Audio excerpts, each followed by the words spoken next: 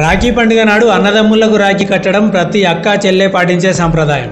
కానీ ఈ గ్రామంలో ఆడపిల్లలకి మాత్రం చెట్లకు రాఖీ కట్టడం సంప్రదాయం. ఎందుకు?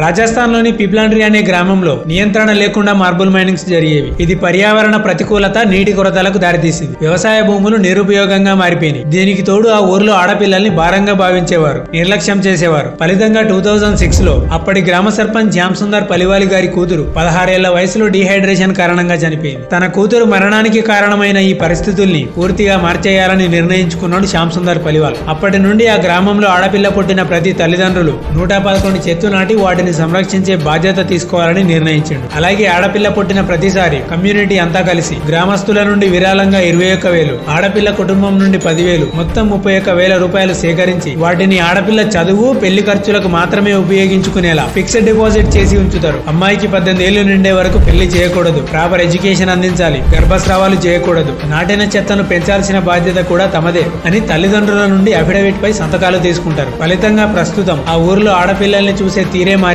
అలాగే ఊర్లో పర్యావరణ పరిస్థితులు కూడా పూర్తిగా మారిపోయినాయి అని చెప్తున్నారు గ్రామస్తులు. ఇలా ఆడపిల్లల పట్ల ఉన్న వివక్షను తొలగించడమే లక్ష్యంగా ఈ మాజీ సర్పంచ్ శ్యామ్ సుందర్ పలివాలు గారు చేస్తున్న కృషిని గుర్తించిన భారత ప్రభుత్వం 2021 లో ఆయన్ని పద్మశ్రీతో గౌరవించింది. ఈ వినూత్న కార్యక్రమంపై మీ అభిప్రాయాన్ని కామెంట్ చేయండి. వీడియో నచ్చితే లైక్ చేయండి.